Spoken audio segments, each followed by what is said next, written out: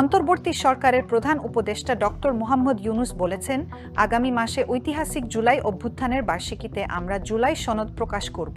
মঙ্গলবার রাষ্ট্রীয় অতিথি ভবন যমুনায় ঢাকায় অস্ট্রেলিয়ার নতুন হাই কমিশনার সুসান রাইল প্রধান উপদেষ্টার সঙ্গে সৌজন্য সাক্ষাতে এলে একথা বলেন তিনি।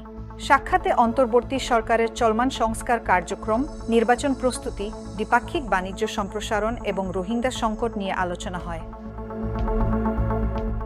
আসন্ন জাতীয় নির্বাচন প্রসঙ্গে অধ্যাপক ইউনূস বলেন, অনেক বছর পর মানুষ, বিশেষ করে প্রথমবারের মতো ভোট দিতে যাওয়া তরুণরা একটি বাস্তব ও মুক্ত ভোটাধিকার প্রয়োগের সুযোগ পাবে।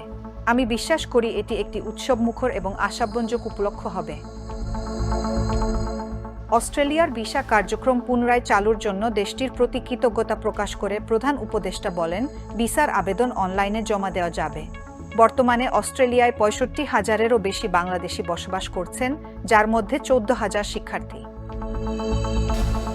তার সরকারের সংস্কার উদ্যোগগুলো তুলে ধরে প্রধান উপদেষ্টা বলেন, একটি বিশৃঙ্খল সময়ের পর আমরা এখন ধারাবাহিক গুরুত্বপূর্ণ পরিবর্তনের মধ্য দিয়ে যাচ্ছি।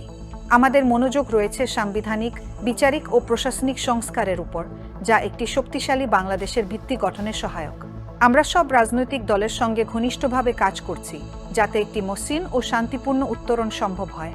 আগামী মাসে ঐতিহাসিক জুলাই অভ্যুত্থানের বার্ষিকীতে আমরা জুলাই সনদ প্রকাশ করব। এ সময় নির্বাচনী সহায়তা বিষয়ে হাই কমিশনার রাইল বলেন, অস্ট্রেলিয়া জাতিসংঘের উন্নয়ন কর্মসূচির ইউএনডিপি মাধ্যমে বাংলাদেশ নির্বাচন কমিশনের প্রাতিষ্ঠানিক, কারিগরি ও পরিচালনাগত সক্ষমতা বাড়াতে ২০ লাখ অস্ট্রেলিয়ান ডলার অনুদান দেবে। বাণিজ্য ও অর্থনৈতিক সম্পর্ক নিয়ে তিনি বলেন, আমাদের দ্বিপাক্ষিক বাণিজ্যের পরিমাণ ৫ বিলিয়ন অস্ট্রেলিয়ান ডলারে পৌঁছেছে, যা গত ৫ বছরে গড়ে বার্ষিক ১৬.২% হারে বৃদ্ধি পেয়েছে।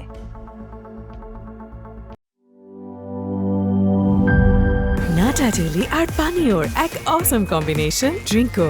চিল থাকতে চান? ড্রিঙ্কো চাবান।